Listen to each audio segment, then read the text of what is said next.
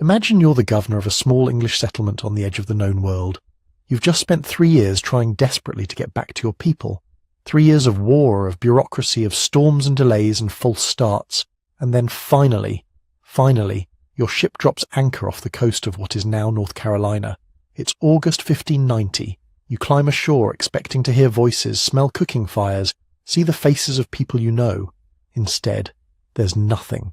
No people, no bodies, no signs of violence, no note explaining where everyone went.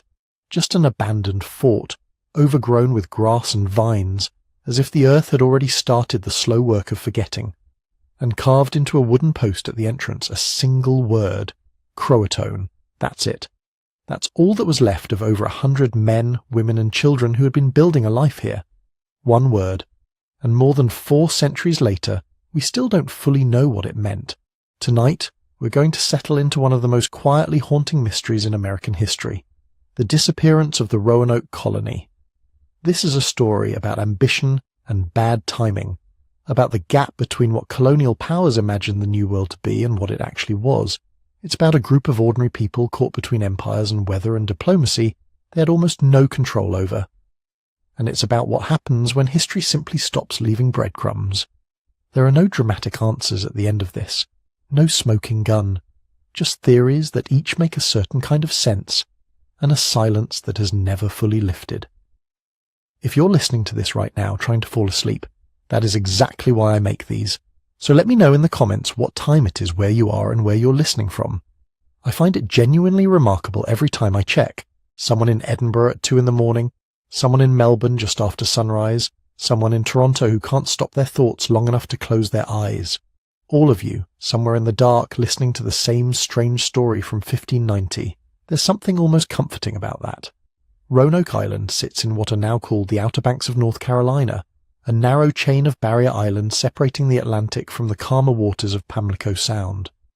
In the late 1580s, it was the very edge of England's ambitions in the Americas, a small, low-lying island surrounded by shallow, treacherous waters, chosen not because it was ideal, but because it was available.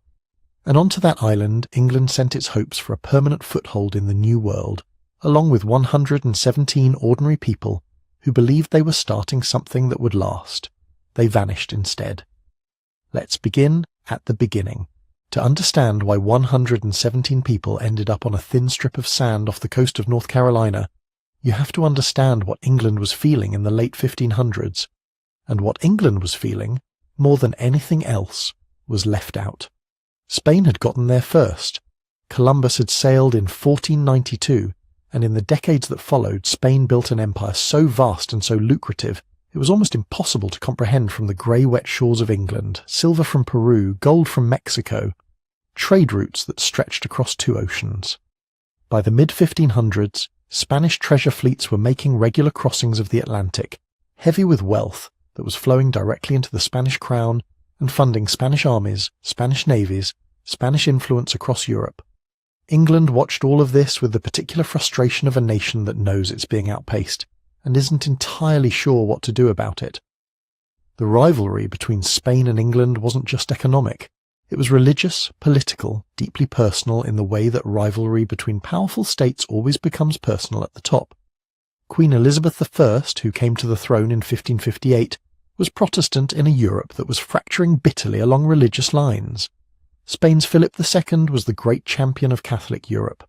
These two monarchs circled each other for decades, never quite at full war, but never truly at peace either. The tension had a low, constant hum to it, like a string pulled just past where it's comfortable. England's response to Spain's American dominance was, for a long time, essentially piracy. Not the disorganized, romantic kind, something far more systematic.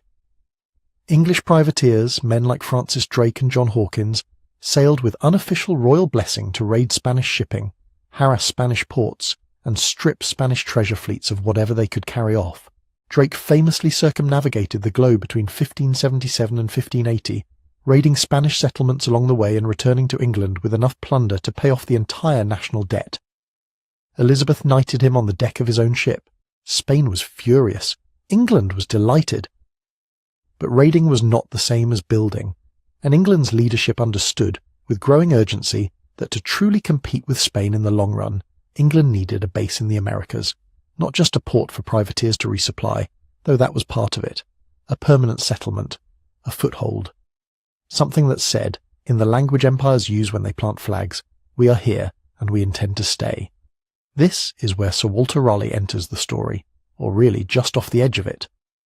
Raleigh was one of the great figures of Elizabethan England, a poet, a soldier, a man of extraordinary ambition who had cultivated himself into one of the Queen's favourites with considerable skill.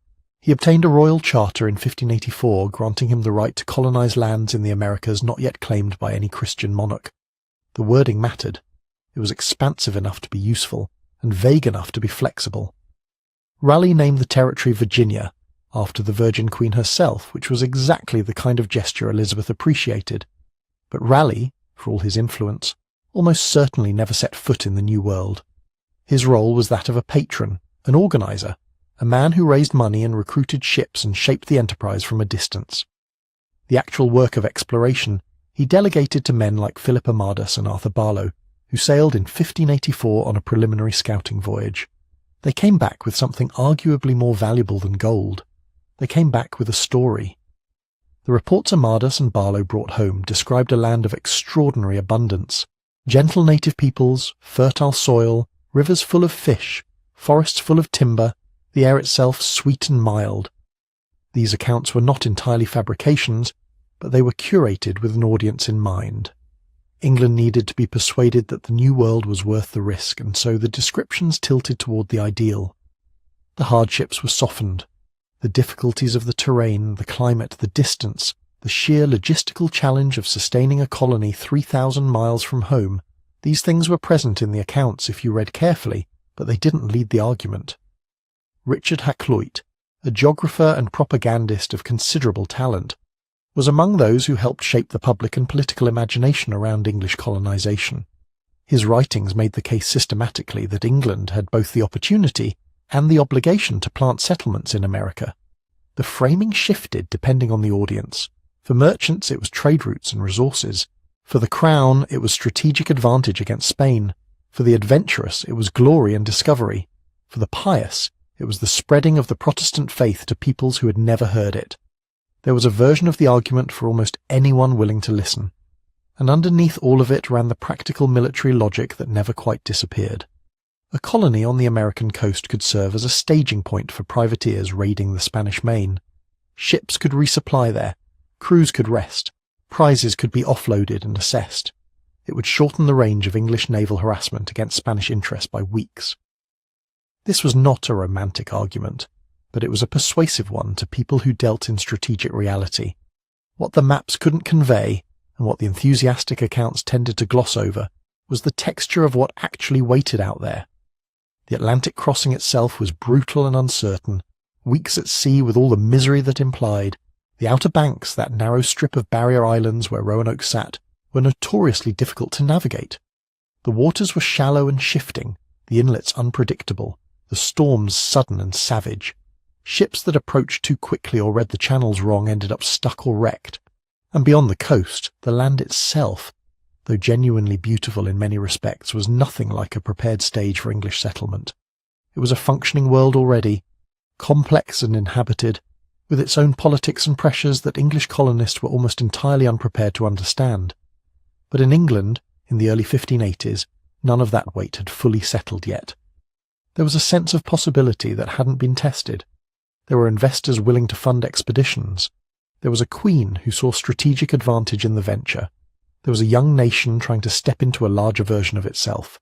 And so the ships were readied, and the maps were consulted, though they petered out into speculation at the edges. And people who wanted very much to believe that the New World was waiting for them, open and generous and ready, began to sail toward it. Before we follow the colonists there, it's worth slowing down and actually seeing the place they were sailing toward, because the land itself is part of this story, maybe more than any of the human decisions layered on top of it.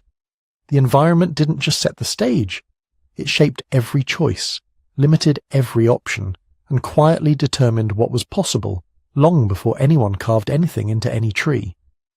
The Outer Banks are not land in the way most people think of land. They are a chain of barrier islands, thin ribbons of sand running parallel to the North Carolina coast, separated from the mainland by sounds that are broad and shallow and temperamental. Pamlico Sound to the south, Albemarle Sound to the north, neither of them deep enough to be truly forgiving. The islands themselves are the product of constant negotiation between ocean and geology, always shifting, always rearranging themselves in response to storms and currents and the slow pressure of tides. In some places, the distance between the Atlantic surf on one side and the calm water of the Sound on the other is less than a mile. You can stand in the middle and hear both. Roanoke Island sits just inside this barrier, tucked into the Sound rather than facing the open ocean. That positioning was not accidental. Navigating the Outer Banks from the sea required threading through inlets that were shallow, unpredictable, and changed their depth and location with enough regularity to make charts unreliable almost the moment they were drawn. Ships drawing more than a few feet of water ran a real risk of grounding, and the shoals off the banks had already earned a reputation among sailors that would only deepen over the centuries, a place that became known, eventually, as the graveyard of the Atlantic. Getting in was hard, getting back out with a laden vessel was harder, so the island offered something like protection by virtue of being difficult to reach. An enemy fleet couldn't simply sail in and shell a settlement on Roanoke the way they might attack a coastal town. The shallow water was a kind of passive defence. But here is the other edge of that same quality. The shallow water that kept enemies at a distance also kept supply ships at a distance. Every barrel of food, every replacement tool, every letter from home had to come through those same uncertain inlets. The isolation that might protect a settlement could, under the wrong circumstances, become the very thing that slowly suffocated it. The land on Roanoke Island was not without resources. The forests were real, dense with longleaf pine and live oak and cedar, timber that English eyes accustomed to heavily harvested English woodlands would have found genuinely impressive. The surrounding waters were extraordinarily productive.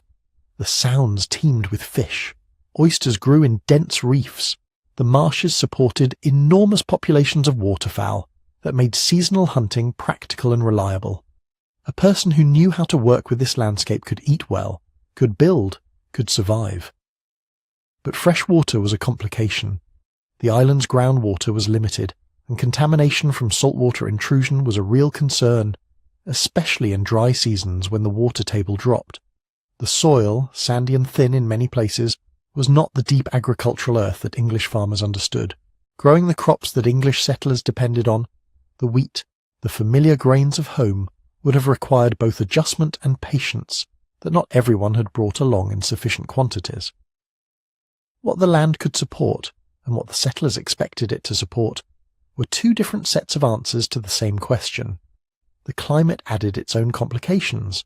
Summers along the Outer Banks are long, humid and punishing, in a way that the English climate never is. The heat was a physical reality that wore people down and created conditions hospitable to illness. Winters, by contrast, could swing between mild and genuinely brutal, with storms that came off the Atlantic with little warning and remarkable force. Hurricanes, though the English didn't have that word yet, were a seasonal feature of life on the Carolina coast that no amount of optimism from a London pamphlet could adequately prepare someone for. None of this was unknown to the people who already lived there. The indigenous nations of the region, including the Secatan, the Wepemioc, and the people of Croatoan Island to the south, had spent generations learning exactly how this landscape worked, what it gave, what it withheld, and when. They organized their lives around its rhythms with the kind of practical intelligence that comes from accumulated knowledge passed down over time. They moved seasonally when that made sense. They maintained trade networks across the sounds and up and down the coast, exchanging copper and shell beads and food and information in patterns that connected communities across considerable distances. These were not isolated, static populations. They were part of a functioning regional web of relationships, alliances, tensions, and exchange. The Croatoan people in particular occupied an island to the south of Roanoke, and they had developed a reputation, at least among the English who would come to know them, for being more consistently open to contact than some of their neighbours. Their leader, Manteo, would eventually travel to England twice, which tells you something about the complexity of the relationships forming in this period, and about the fact that some indigenous people saw in the English not just a threat, but a potential source of new leverage in the politics of their own world. All of this, The shifting sand and the shallow water, the humid summers, the limited soil, the productive sea, the neighbouring nations with their own agendas and their own knowledge, was the reality waiting beneath the optimistic reports that had circulated in London. Not a hostile world exactly, but an honest one. A place that would reward attention and patience and genuine adaptation, and that would quietly, methodically punish the absence of those things. When the first serious English attempt finally set out in 1585, it was sailing toward that complicated reality with a head full of very different images. Reports of gentle climates, friendly people, and easy wealth had been copied, embellished, and passed around long enough that they had taken on a kind of solidity in London. You could almost feel the warmth of the Carolina sun in a cold English tavern if you listened to the right man talk about it. The expedition that left that spring was not, in any simple sense, a group of families looking for a new home. It was closer to a military outpost crossed with a business venture, funded under Sir Walter Raleigh's patent, backed by investors who expected profit, and commanded on the ground by men whose instincts had been shaped by war. The fleet itself was impressive for a first try. Around 7 ships, several hundred men, soldiers, sailors, craftsmen, a handful of gentlemen, and crucially, a few people who had already crossed the Atlantic and come back. Among them were 2 Algonquian-speaking men from the region, Manteo of Croatoan and Wanchese of Roanoke, who had travelled to England on an earlier reconnaissance voyage and were now being brought back as guides, interpreters, and, whether they had truly agreed to it or not, living proof that this new world could be reached and touched. At the top of the colonial hierarchy was Ralph Lane, appointed governor of the planned settlement. Above him, though not intending to stay, was Sir Richard Grenville, a hard-edged sea captain and privateer charged with getting the men there, establishing a foothold, and then returning to England for more support. Hovering in the background was another figure, Philip Amadas and Arthur Barlow's earlier glowing reports, written a few years before after a much shorter visit. Words on paper that had helped convince everyone that this could work. From the very beginning, the 1585 voyage carried attention inside it. Was this a scouting mission, a trading post, a privateering base to raid Spanish shipping, or the seed of a permanent colony? Different men on the ships gave different answers to that question. They may not have realized yet how much that ambiguity mattered. They reached the Outer Banks in midsummer, after the Atlantic crossing and the inevitable storms and delays. They found, much as the earlier reconnaissance had, that getting past the barrier islands into the safer waters of the Sounds demanded patience and luck. One of their ships, the Tiger, grounded on a shoal and damaged much of its food supply. Barrels of meal and provisions soaked with seawater, spoiled or lost. An accident born of sandbars and shifting channels, but one that quietly altered the colony's odds before the men had even stepped fully onto shore. Still, at first contact the mood was cautiously hopeful. The English had an advantage they rarely enjoyed in later ventures, faces the local people recognised. Manteo and Wanchese could explain who these newcomers were, at least in broad strokes. They could say, "These are the men I went away with. These are the ships I saw before." That kind of continuity matters. It can turn complete strangers into something slightly less alarming. The first meetings with nearby Secatan and Croatoan communities were, in many ways, ritualized. Gift exchanges, food brought to the newcomers, English trinkets and tools offered in return, copper kettles, iron knives, cloth. Things that were genuinely useful, but whose long-term costs and benefits nobody could yet calculate. Hospitality was extended, but it was not unconditional. In indigenous politics, generosity is often the first move in a relationship that will later be assessed, renegotiated, or withdrawn. Lane and Grenville, for their part, were weighing their own calculations. They had been told that this coast could serve as a base to intercept Spanish treasure fleets. They had been told that there was, somewhere inland, a city of gold, or at least rich copper mines, based on garbled rumours filtered through multiple languages. They measured the harbours, tested the soils, noted where corn was grown and how. But they also took hostages when they felt it necessary. They burned at least one town's granaries when they suspected theft. Their conception of diplomacy had sharp edges. In the middle of all this stood Manteo and Wanchese, occupying roles that were both powerful and precarious. As interpreters, they could enable understanding, but they could just as easily shape it. colouring what was said and what was heard. Every translation involves choices. How much do you soften an insult? How directly do you relay a threat? In a world where one misunderstood word could mean war, these choices mattered. Manteo seems, from the English accounts, to have remained inclined toward cooperation. He guided them, pointed out resources, helped smooth over early frictions. Wanchizi, by contrast, became increasingly distrustful of the English and of how they were using his presence. By the time the 1585 colony was established on Roanoke, he had withdrawn from close contact and returned to his own people. Two men, two different readings of the newcomers, two different futures branching quietly away from each other. Lane's men built a fort on the northern end of Roanoke Island. Earthworks, palisades, a defensible position looking across the Sound. It was meant to be temporary, a first footprint. But as weeks stretched into months, it became clear that this temporary arrangement was turning into the whole plan. Planting of English crops was limited.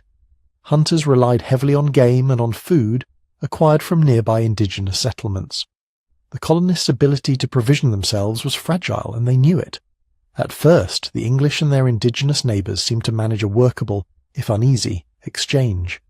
Corn and fish and venison in return for cloth, metal tools, occasional help in conflict with the rival groups, but layered underneath the daily trading were very different understandings of what was being promised. For the local Algonquian-speaking peoples, sharing food in a year of relative plenty did not necessarily imply that the same generosity would be extended in a year of drought, especially if outsiders had shown themselves to be unpredictable. For Lane and his men, accustomed to European feudal obligations, gift-giving could be read as tribute, a sign of submission. When the flow of corn slowed, they interpreted it not as rational caution in a tightening year, but as treachery. This misalignment deepened as environmental pressure increased. Tree ring data from the region suggests that the late 1580s coincided with one of the worst droughts in centuries. Rains faltered, harvests shrank. The careful balance indigenous communities had developed between fishing, hunting and agriculture came under stress. In such a year, surplus becomes scarcity very quickly. Every basket of corn given away was a basket that might not be there in winter. Lane saw it differently.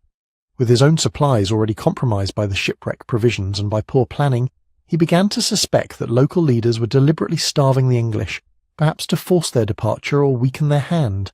His suspicion focused on a prominent Sekatan leader, the English called Wingana, who later took the name Pemmisepan.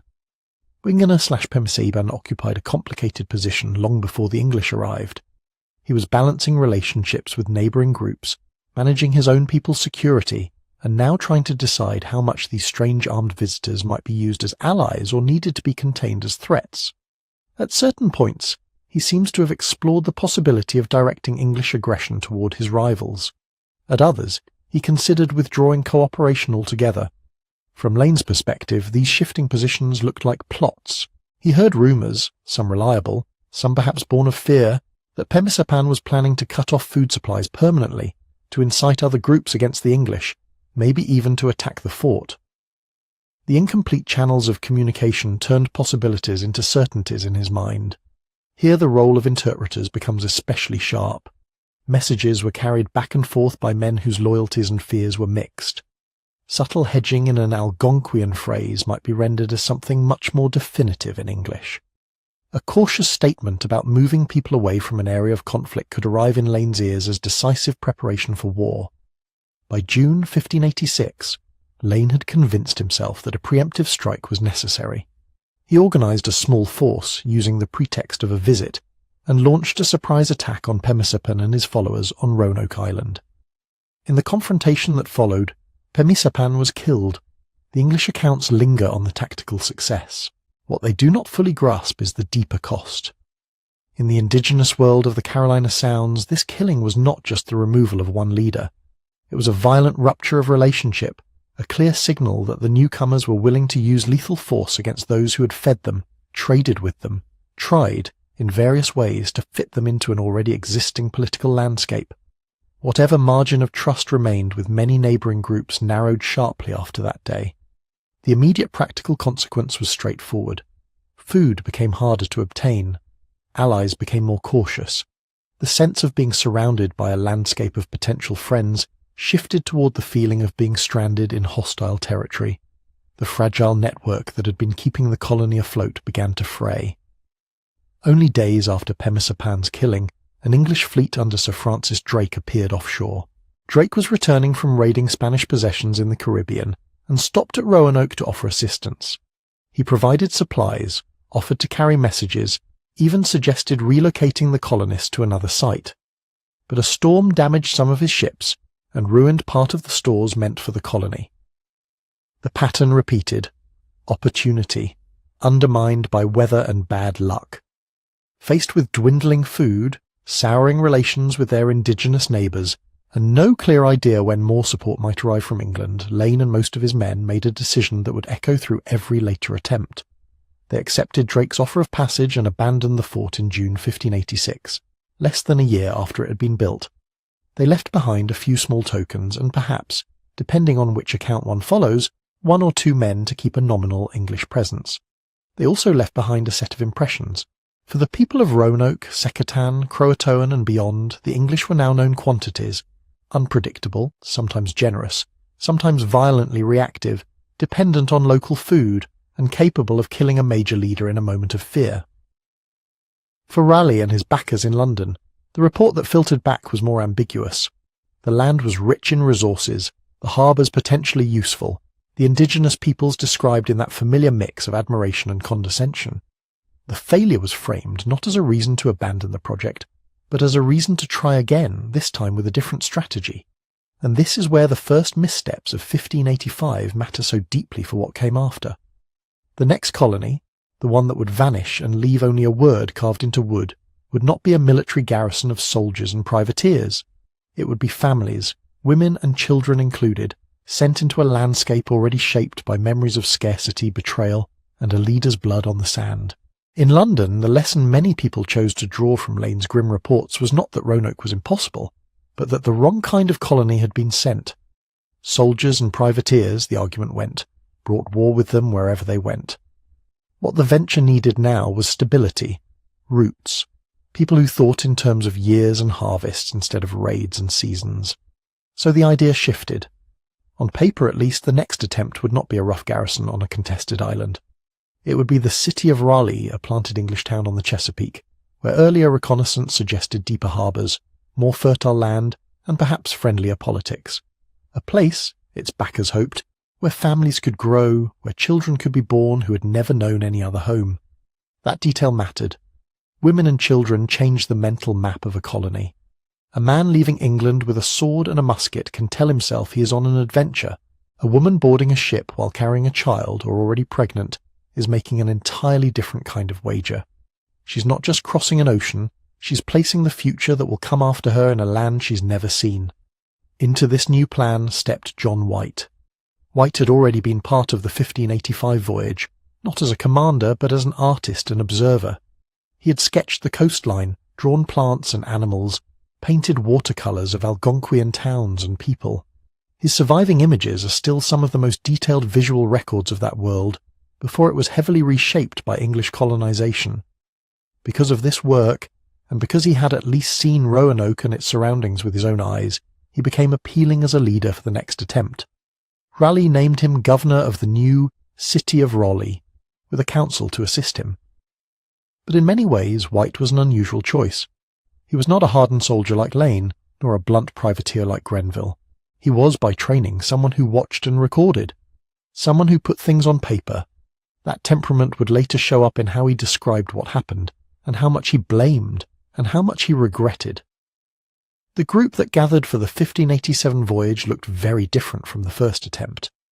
This time there were around 115 colonists, and among them were entire families, husbands and wives, children, young couples, a few single men, people with crafts, with skills needed for a settlement meant to endure, bricklayers, carpenters, farmers, a handful of gentlemen, and a larger handful of people who simply intended to become something new on the other side of the ocean.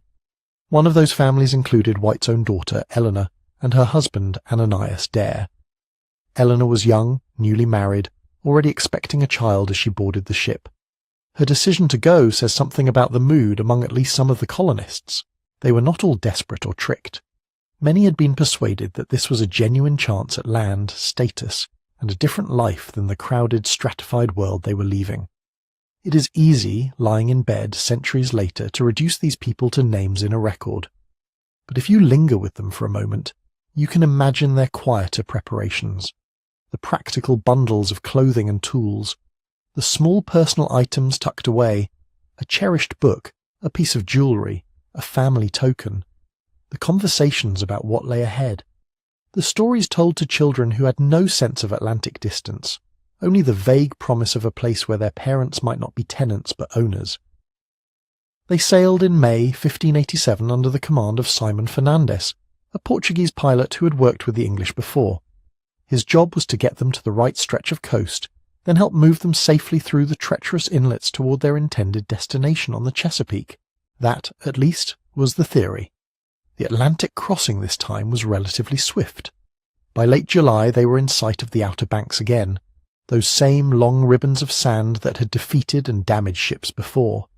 And here, before they had even fully arrived, the colony's path began to bend away from the original plan. White expected Fernandes to carry the settlers northward, past Roanoke, and help find and sound the harbours in the Chesapeake region. Fernandes, however, was a privateer at heart. He wanted to be free for raiding and prize-taking in the profitable Caribbean and Spanish lanes before the season slipped away. The longer he lingered in the shallow, shifting coastal waters of the Carolina Sounds, the greater the risk to his ships and his profits. According to White's later account, a sharp disagreement followed. White pressed for the agreed destination. Fernandes insisted it was too dangerous, that the shoals and inlets would wreck his vessels, that this landing at Roanoke would be to your great contentment. In the end, Fernandes held the power. He controlled the ships, he controlled the supplies. He landed the colonists at Roanoke Island and made it clear he did not intend to take them further. So a colony designed for the Chesapeake suddenly found itself deposited in a place already carrying the weight of the 1585 attempt. A place where Lane's fort still stood, where Pemasapan's killing was still in living memory among the surrounding communities. When the new settlers went ashore, they discovered signs that Lane's men had indeed left in haste. The fort was weathered but standing, its earthworks and palisades still faintly outlining an English footprint on the northern tip of the island. Scattered about were a few bones, some ruined tools, a trunk with mouldy books and papers. The sense of stepping into someone else's unfinished story must have been strong. Yet this same discovery also brought a peculiar kind of comfort. There were walls to mend instead of build from scratch. There were shallow wells that could be cleaned, ground cleared for houses and gardens. In the logic of survival, inheriting a fort, even an unlucky one, was better than sleeping in open camps while a new site was hacked out of the forest. The new colonists quickly set about repairing and expanding the settlement. Houses were marked out, gardens planned. The idea of the city of Raleigh was quietly transferred in their minds from the Chesapeake to this more familiar island. Paper plans yield to sand and soil. Maps drawn in London meet the reality of wind and tide. For a group with limited choices, Roanoke was now home. In this early phase, one of the most important tasks was to rebuild relationships with nearby indigenous communities, or at least test whether that was possible. Manteo, the Croatoan man who had remained broadly aligned with the English during the earlier voyage, reappears in the records here as a crucial figure again. He helped White seek out local leaders, explain that this was a new group, not Lane's soldiers returned. He guided them to Croatoan Island for food and conversation, trying to thread a narrow path between past resentment and potential future alliance. The emotional stakes within the colony itself climbed another step in August, when Eleanor Dare went into labour. On August 18th, 1587, in one of the small, hastily finished houses within the fort, Eleanor gave birth to a daughter. They named her Virginia Dare, after the larger region the English now liked to call Virginia in honour of Queen Elizabeth. According to English accounts, she was the first child of English parents known to have been born in this part of the Americas. Births are ordinary in one sense. They happen everywhere in every time, but context can make them feel like omens. For these colonists, Virginia's arrival seemed like a sign that their venture was more than a precarious trading post. A baby wrapped in linen inside wooden walls on a distant island made the idea of an enduring English presence tangible, in a way no royal patent or investment scheme ever could. One can imagine how the colony's mood might have tilted around that moment. There was probably fear, of course. Childbirth in the late 16th century was dangerous. But when mother and child survived, there would have been relief, then a kind of quiet celebration. Voices lowered out of respect and exhaustion. Someone passing around a drink. Neighbours stepping in to help with water, with food, with the simple tasks that surround new life. Virginia Dare became a symbol almost immediately, at least in English minds. If a child could be born here and live, perhaps others would follow. Perhaps in a generation there would be no more talk of returning home, because home would be this island, these sounds and marshes and distant pines. Within the broader project, her birth also served as a message to investors and courtiers far away. News of a healthy English infant born in Virginia suggested that the land was not only habitable, but suitable for family life. It hinted at a future in which English customs, language and inheritance laws would take root across the ocean, carried forward by children who learned to walk on sandy soil rather than cobbled London streets. For a brief window in late summer 1587, it must have felt inside that little community as though the story of Roanoke might yet bend toward quiet success. The memory of Lane's violent year still lingered in the surrounding woods and in the minds of indigenous neighbours, but within the palisade gardens were being planned, houses repaired, and a newborn child slept. Hope, for the moment, outweighed the unease, but hope alone could not fill empty granaries or conjure ships out of the horizon.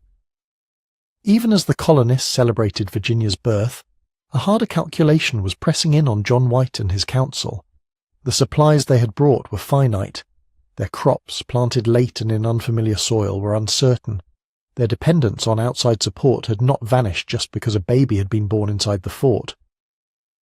Soon, the governor who had come to lead a permanent settlement would face a decision that ran against every instinct of a father and a grandfather. Whether to stay with his family on this fragile patch of English ground, or to leave them behind and sail back across the ocean in search of help that might not come in time. Food was the most urgent problem, and it is worth lingering with that for a moment. The ships had brought flour, dried peas, salted meat, beer, and other stores, meant to bridge the gap between arrival and the first successful harvests. But the crossing had taken time, some barrels had spoiled, some provisions had been eaten along the way, and what remained now had to be stretched not for a garrison of a few dozen soldiers, but for more than 100 mouths, including pregnant women, nursing mothers, and small children whose bodies burned through calories quickly. Roanoke Island itself was not naturally generous. It offered fish, shellfish, some game in the surrounding woods, and whatever could be coaxed from hastily turned soil. The colonists planted, of course, peas, perhaps some grains, maybe kitchen herbs brought from home, but the timing was off.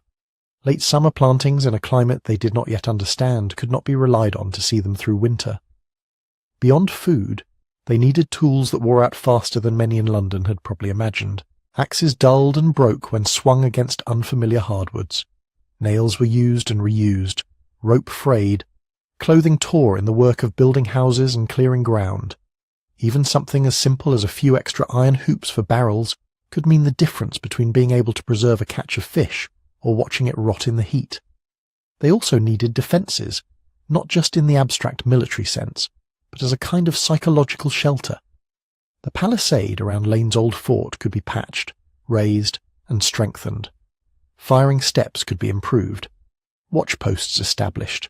In a landscape where memories of sudden violence were fresh, walls were more than wood. They were a way to sleep at night. All of this was possible, in theory, if there was enough time, enough labour, and at least a thin trickle of support from across the sea.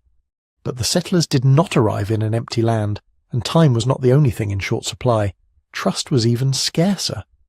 Lane's year on Roanoke had left a trail that could not be swept away by simply declaring this a different kind of colony. The killing of Pemmisapan, the burning of fields, the rough treatment of some communities, and the favour shown to others, these things had rearranged alliances and suspicions all up and down the Sounds. Some villages that had once traded with the English now saw them as a potential threat. Others, who had been enemies of Pemmisapan, might have viewed the newcomers as possible tools or allies, but even that kind of interest carried its own dangers.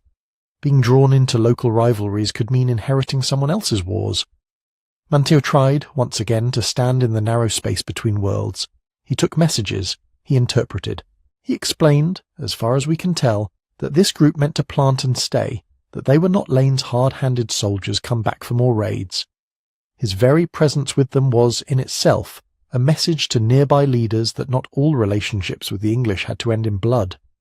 There were small signs that this diplomacy had some effect. The colonists were able to visit Croatoan Island and receive food, corn, perhaps, and other staples, when their own stocks ran low.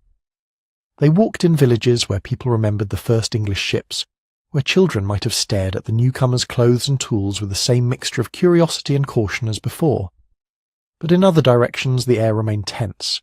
Rumours moved along the waterways.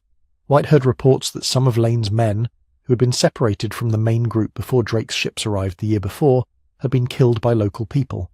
He worried that those killings and Lane's earlier actions had turned potential neighbours into enemies. In that kind of atmosphere, even a simple request for corn could be misread.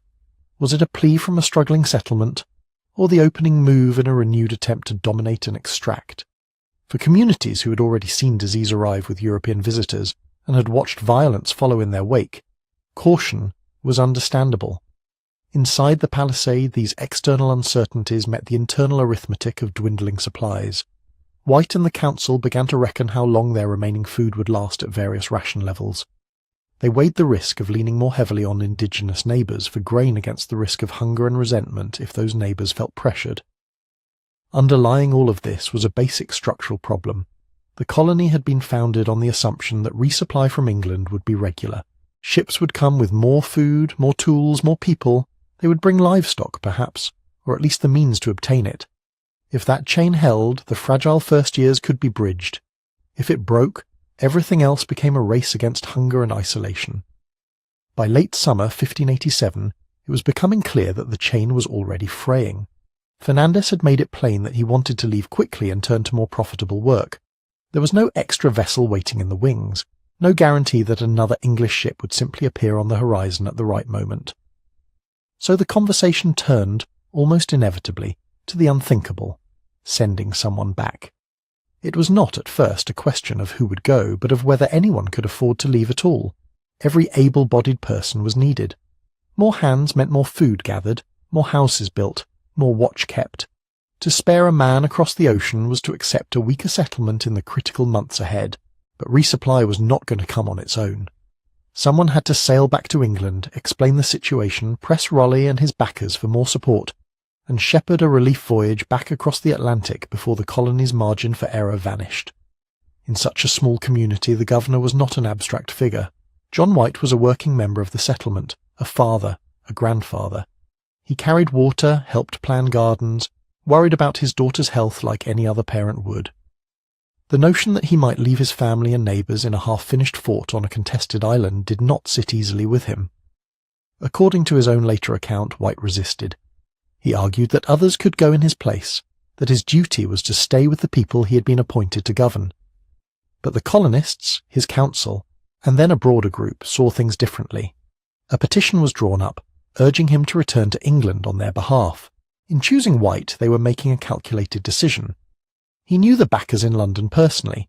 He had Raleigh's ear, at least more than an anonymous colonist would. He had already proven himself as an observer and recorder, someone who could lay out their situation in persuasive detail. If anyone could turn their precarious reality into an argument that might move money and ships, it was likely to be him. There was also, perhaps, a subtler consideration. A governor asking for help for his own daughter and granddaughter, as well as for his fellow colonists, might speak with a kind of urgency that no hired agent could match. His plea could not easily be dismissed as an exaggeration from afar. His family's fate was bound to whatever answer England gave. At the same time, no one in that meeting could have been entirely sure what White's absence would mean on the ground. Leadership would fall to those remaining, disagreements might sharpen. If hostility flared with nearby communities, there would be one fewer experienced negotiator to try to cool it. Still, the logic of survival pointed in one direction.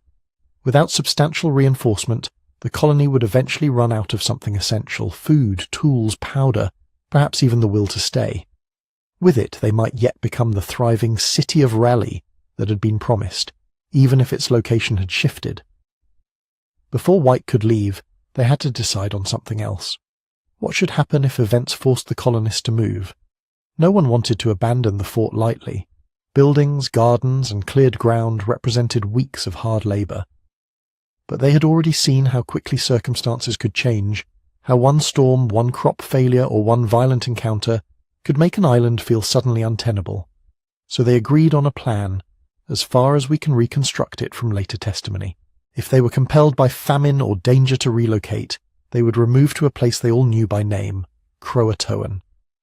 Croatoan Island, home to Manteo's people, lay to the south, closer to the open ocean. It had long been a point of contact between indigenous communities and the English. It offered resources, and it stood in a different web of local politics than Roanoke. To move there would be to lean more heavily into alliance with Manteo's kin, to trade some isolation for a different kind of dependency. To make sure that any relief expedition could find them, the colonists and White settled on a simple signalling system. If they left Roanoke, they would carve the name of their new destination in a prominent place, a tree, a post, some obvious surface within the fort. If they were in distress when they left, they would add a cross or other agreed-upon mark to show that danger, not ordinary choice, had driven them away. It was a small, almost fragile plan, resting on a series of assumptions: that White would reach England safely, that Raleigh would respond, that war or weather would not interfere, that ships would find the right stretch of coast again, and that those ships would know to look for a single carved word. When you think about it in the quiet of a late hour, you can feel how slender that thread really was. An ocean on one side, a complicated, sometimes hostile landscape on the other, in between a handful of marks on wood, and the hope that someone would be alive to read them. In the end, White agreed. Perhaps he saw no other choice. Perhaps he convinced himself that a brief absence would be repaid many times over in the supplies and people he could bring back. He boarded the ship with the other departing crew, carrying with him what records he could and the petitions of those who stayed. On the shore, his family and neighbours watched the vessel work its way through the inlets and out toward the horizon. They could not know what storms or politics would do to delay his return. They only knew that, for now, their link to England had been reduced to one man on one ship, sailing away from the island where everything they owned now stood. Behind them, inside the repaired palisade, the colony turned back to its work, planting, mending, watching the tree line and the water, trying to stretch hope and remaining provisions until that fragile thread pulled taut again. They expected months. What they received was years. In another world, the timing might have worked. White would have reached England, found Raleigh, laid out the colony's needs, and been bundled back onto a relief ship within a season. The Atlantic was long, but not endless. A determined state and a handful of well-funded merchants could have bridged it with regular sails. But the Roanoke colonists had chosen a moment in history when England's attention was about to be dragged somewhere else entirely. In the autumn and winter of 1587, as White tried to make his way from the Western Ocean back into the tight circles of London politics and money, rumours were hardening into certainties. Spain, the great Catholic power of Europe, was preparing an enormous fleet. Philip II meant to bring England to heel, punish it for privateering against his treasure ships, for supporting rebels in the Netherlands, for breaking with Rome. The word that would come to dominate English conversations for the next 2 years was simple: Armada. For people in London, the American experiments had always been a mixture of adventure, potential profit, and national prestige. A colony in the New World might one day bring in timber, wine, silk, or at the very least harass Spanish interests. But when faced with the possibility of a Spanish invasion, that far-off settlement on a barrier island became something else, a distraction. Ships that might have carried grain and tools to Roanoke were suddenly needed closer to home. Hulls had to be scraped and re-rigged for war. Cannon were in high demand. Experienced captains, the same kind who knew the Atlantic crossings, were now being courted by the Crown to patrol the Channel and join the defence. Raleigh himself was no longer just a visionary of overseas empires. He was a courtier with his own neck to think about, his fortunes tied to Elizabeth's survival and England's independence. In that kind of atmosphere, asking investors to risk a valuable ship for a relief voyage, through waters where Spanish patrols and privateers might be lurking, was a much harder sell. White did try. In early 1588, he was involved in outfitting a small relief fleet. 2 vessels were gathered, not the grand, well-armed escorts you would want in dangerous seas, but what could be scraped together amid growing tensions: smaller, privately owned ships, part merchant, part opportunist. They set out, and almost immediately the larger currents of history caught them. Off the Iberian coast they encountered a French privateer. In peacetime this might have been an annoyance, a skirmish quickly broken off. In the charged atmosphere of the late 1580s, with tempers high and guns ready, encounters at sea were rarely gentle. A fight broke out. The English ships were damaged. Supplies meant for the colony were lost or plundered. Whatever calculations had been made in London did not include the cost of limping across the ocean in battered hulls, with reduced food and powder. The captain turned back. For White, that reversal must have been more painful than the initial departure from Roanoke. He knew, now, that the colony he had left was facing a second winter. He had, in essence, nothing to send them but silence. And then, as if to seal the Atlantic off even more firmly, 1588 turned fully into the year of the Armada. The Spanish fleet sailed. The English mustered everything that could float. Merchantmen were pressed into service, harbour defences shored up, beacons readied along the coast. In that feverish summer, the question of a small, precarious settlement on the far side of the world slipped well down the list of priorities. Even when the Armada was broken, scattered by English fire and North Atlantic storms, relief did not follow immediately for Roanoke. The victory that English propagandists would later describe as almost miraculous had its own economic aftershocks. Ships had been damaged or lost. Crews were exhausted. Credit networks were strained by the cost of war. There is a kind of quiet irony here. One of the main arguments for English colonies in the New World was that they would strengthen England for exactly these kinds of confrontations, provide bases, resources, and power. But in the short term, the threat of Spain did the opposite. It pulled ships, men, and money back toward the Channel, leaving Roanoke exposed. Meanwhile, on the other side of that ocean, there was no way for the colonists to know any of this. They had watched White's ship shrink and disappear beyond the inlets, trusting in the rough schedule of the Atlantic, a crossing westward, some months in England, a crossing back. They could not see the French privateer's sails. They could not hear the cannons in the English Channel. The only sound that reached them was the wind off the sounds and the waves on the shoals. So the first winter must have been lived with a certain grim optimism. If White made good speed, if Raleigh pushed hard, perhaps a ship would appear in the spring.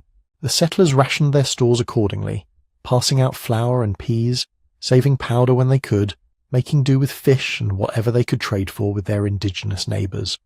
Rationing changes more than menus. It creeps into tempers. A slightly smaller portion of bread can make a long day of labour feel unbearable. Children cry more easily. Old resentments over who works hardest, who gets the last of the salt meat, who seems to receive better treatment from Manteo's kin, can sharpen. Inside the palisade, sickness would have been an almost constant companion. Not necessarily in the dramatic forms that make it into history books, but as low, wearing things. Fevers that came and went, stomachs unsettled by new foods, infections from small cuts, cold air leaking through imperfect daub and wattle. Morale in such a place is a fragile ecosystem. Some evenings may have been almost peaceful. Cool air, a shared pot of stew, someone telling stories of England by the fire. Other nights, every creak in the darkness, every distant shout from the woods could trigger a surge of fear. As the month stretched on and no mast appeared on the eastern horizon, decisions that had felt hypothetical when White left began to take on weight. How long do you wait exactly for a ship that may or may not be coming? At what point does planning for survival mean loosening your grip on the idea of being an English outpost on Roanoke Island and starting to consider yourself something else? The landscape itself nudged the colonists toward these questions. Roanoke was never the obvious place for a permanent town. It was low, vulnerable to storms, and only modestly productive. Inland, along the rivers and sounds, there were richer soils, long-established indigenous towns, and more reliable freshwater sources. South lay Croatoan, familiar through Manteo, somewhat safer politically in the wake of Lane's violence. Staying meant clinging to the original plan. Hold this particular patch of ground until England remembered them. Moving meant gambling on better food access, stronger alliances, or a more defensible position, even if that somehow increased their distance, practically and symbolically, from the people who had sent them. If relations around Roanoke remained strained, the pressure to shift could have been intense. A bad harvest, a failed fishing season, or a breakdown in trade with neighbouring villages might make the island feel suddenly untenable. Stories from Manteo or other visitors about more abundant fields elsewhere would have been tempting. There are also the subtler pressures that come with prolonged uncertainty. People begin to imagine futures beyond the horizon that was first promised to them. A man who has watched 2 winters pass without a relief ship might quietly decide that his children's best chance lies not in a hypothetical English reinforcement, but in putting down roots alongside local communities. Some may have pushed for an inland move, up the Albemarle or toward the Chewan or Roanoke rivers, places where English expeditions had heard of large towns and good land. Others may have preferred Croatoan, familiar, reachable by canoe, anchored by Manteo's status and kinship. None of this required a single dramatic vote. It could have unfolded slowly, over seasons, a group going to plant a satellite field somewhere more fertile, a few families spending more time in a friendly village, temporary shelters becoming more permanent. In a small, stressed community, even modest departures can tip the balance, leaving fewer hands to maintain the fort, fewer eyes for night watch. And always, somewhere in the background of their thinking, there would have been that agreement with White. If we leave, we will carve our destination. Croatoan, spelled out where a searching governor might see it. A cross, if danger forced the move. That plan, simple as it was, had to compete with the complicated realities of daily survival. If the decision to relocate was gradual, would anyone feel the moment when the carving should be made? If danger came suddenly, an attack, a fire, a storm, would they have time to remember, to stop in the rush and cut letters into wood? From England's side the delay lengthened. 1589 brought its own distractions. Talk of follow-up actions against Spain, court intrigues, financial aftershocks. Raleigh's fortunes rose and fell with Elizabeth's favour. Merchants weighed the risks of Atlantic ventures more cautiously now, aware that the sea lanes were not just routes to profit but battlefields. White's appeals did not vanish, but they had to compete with other voices. The colony that had once been the bright city of Raleigh on promotional maps was now, to many in London, an ageing promise, distant, expensive, and perhaps already lost. By the time another expedition was finally mounted in 1590, the Atlantic had been effectively closed to Roanoke for nearly 3 years. On the island, through all those seasons, whatever choices the colonists made, to stay, to shift gradually, to relocate in one decisive move, were made in a kind of informational darkness. They could not know that help had been delayed by foreign fleets and privateering skirmishes. They could only see that no sails were coming, that their tools were wearing thinner, that their children were growing up in a place balanced between 2 worlds. When White's ship at last threaded its way through the dangerous inlets again, it was sailing not just toward a physical island, but toward the accumulation of 3 years' worth of such decisions, taken day by day, under pressures we can outline but never fully reconstruct. What he would find when he stepped ashore was not just an empty settlement, but the trace of how a small community had tried to live in the space between expectation and abandonment. By the time John White finally secured a berth across the ocean, the story of Roanoke, at least in London, had thinned into rumour. To some, the colony was probably already a ghost, a failed venture, one more line in the long ledger of maritime risks. To White, it was something else entirely, a place where his name meant governor, where his daughter's laughter had once echoed between rough timber walls, where his granddaughter, Virginia Dare, the first English child born in this new world, might still be alive. That difference in perspective matters. For the investors and courtiers he petitioned, Roanoke was an asset. For him, it was a family. In 1590, after years of delay, he managed to join a privateering expedition heading toward the Caribbean. The arrangement was not ideal. The captains were interested in Spanish prizes, not humanitarian missions. Roanoke was at best a sidestop, something to be checked on between more profitable ventures. White had to negotiate even for that. The Atlantic crossing that summer would not have been gentle. Ships crowded with men, provisions calculated more for speed and plunder than comfort, constant watchfulness for sails that might be hostile. White was older now. The optimism of 1587 had been worn down by years of petitioning and disappointment. He knew, as each day passed and the latitude lines crept westward, that he was sailing toward an answer that might already be 3 winters old. When they finally turned north, leaving the warmer Caribbean waters and heading up the coast toward the familiar hazards of the Outer Banks, The mood aboard could not have been simple. The privateer captains had taken their Spanish prizes. Their men would have been eager to get home, their holds newly heavy with stolen goods, their ships perhaps a bit more battered than when they left England. Roanoke was, to them, a detour with uncertain returns. The Barrier Islands had not grown any friendlier in White's absence. Shifting shoals, tricky inlets, sudden storms. This was a coast that demanded respect. In 1590, as in 1587 and 1585, bigger ships hesitated to push in too close. A grounding here could ruin a voyage entirely. So once again, final approach was done by smaller craft. Ships' boats and pinnaces, men bending to oars, eyes scanning for breakers in the half-light. Accounts suggest the first attempt to reach the island was thwarted by bad weather and dangerous seas. A boat overturned in the surf. Men died within sight of the land they were trying to reach. For White, watching from the larger vessel, those losses would have been twofold. He saw men drown who had agreed, however grudgingly, to help him, and he saw in the roaring surf a reminder of how fragile any foothold on this coast really was. When the weather finally eased enough to risk another landing, they approached more cautiously. Imagine the scene as the pinnace glides toward the shore near the northern end of Roanoke Island, the sky perhaps overcast, light softened, low dunes, familiar tree line, the outline of the settlement's palisade just visible behind the vegetation.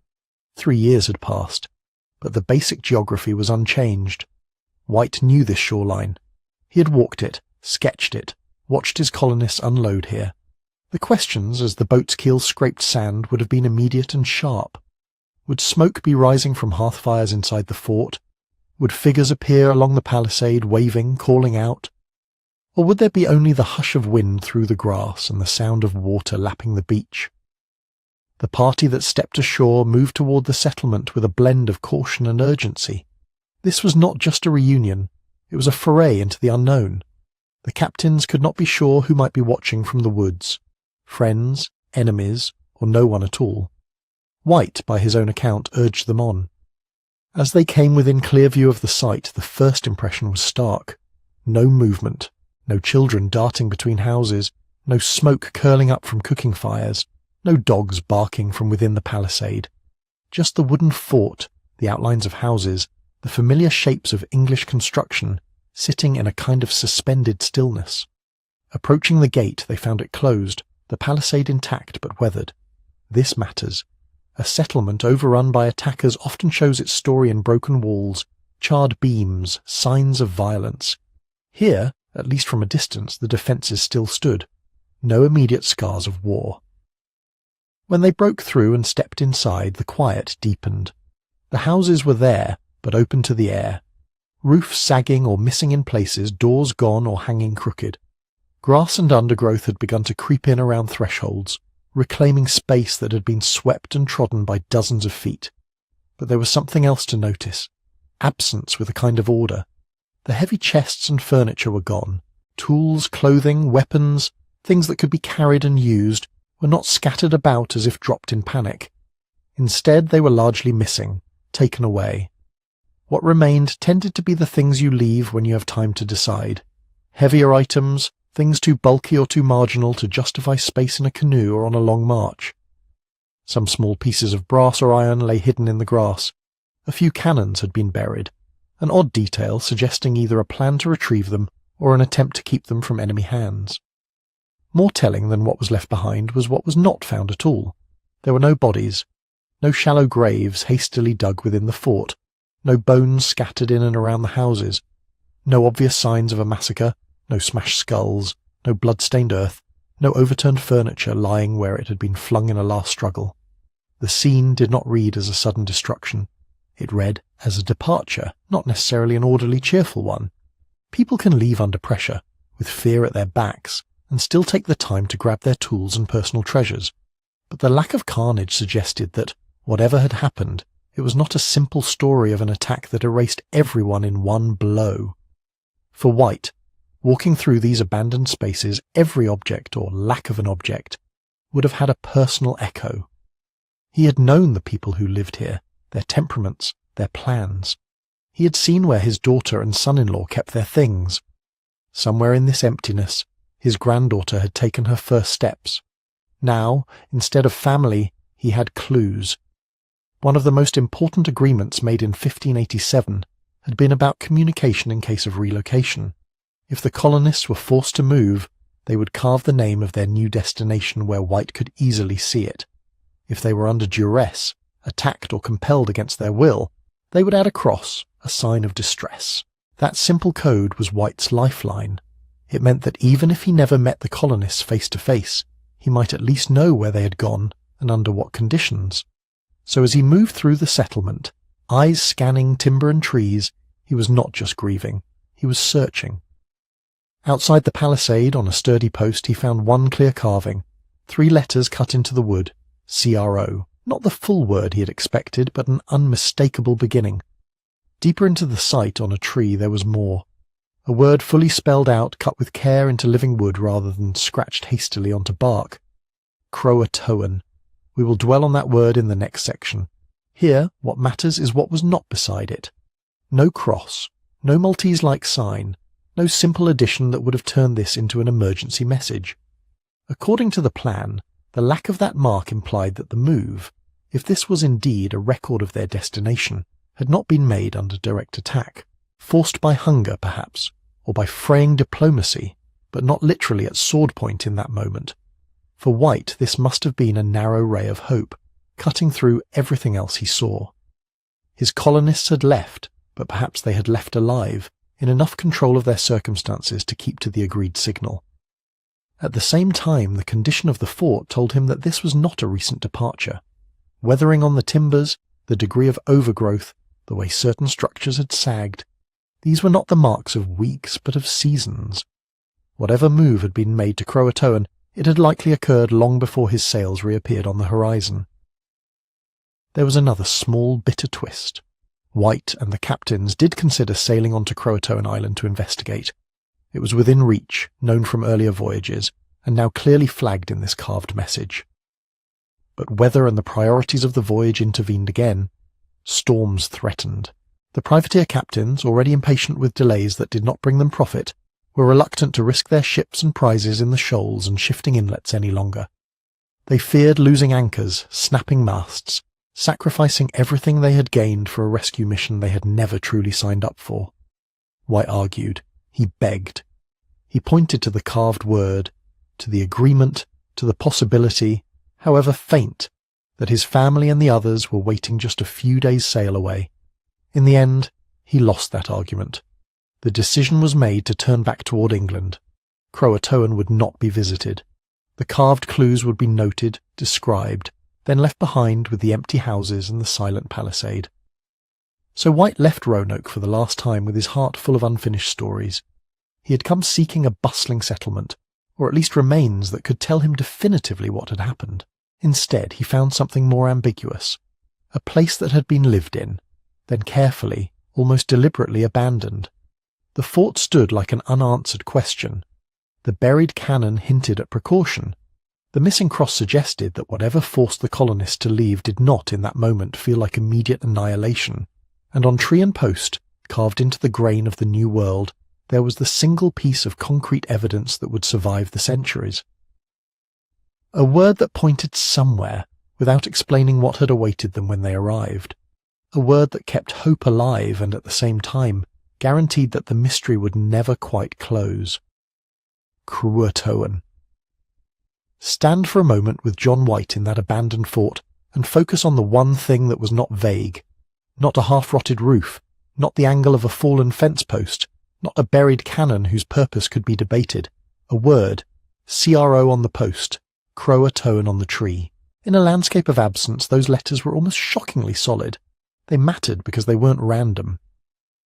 Before White had left in 1587, the colonists and their governor had agreed on a simple, almost childlike system, something that didn't require ink, paper, or any fragile tool that could be lost in a storm.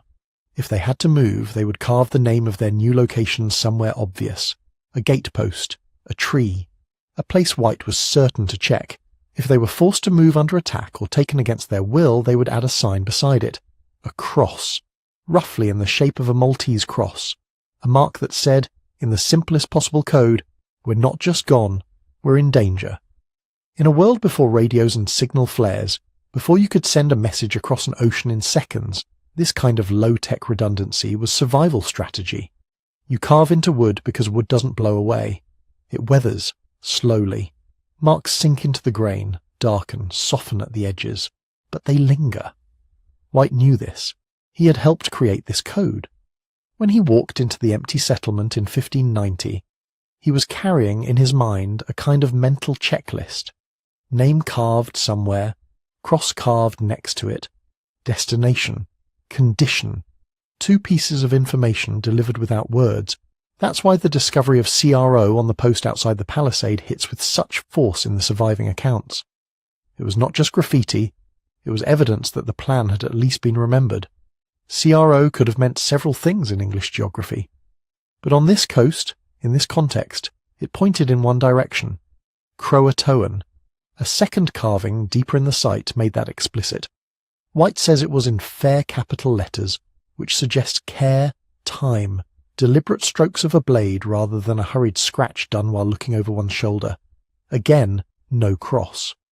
That absence has almost as much weight in the narrative as the letters themselves. It implies that, at the moment of carving, the colonists did not consider themselves seized, massacred, or dragged away at sword point. They were going somewhere, and thought of themselves as going there, not simply being taken. To make sense of that, you have to know what Croatoan meant in 1587. It was not just a mysterious word on a tree, it was a place and a people already woven into English experience on this coast.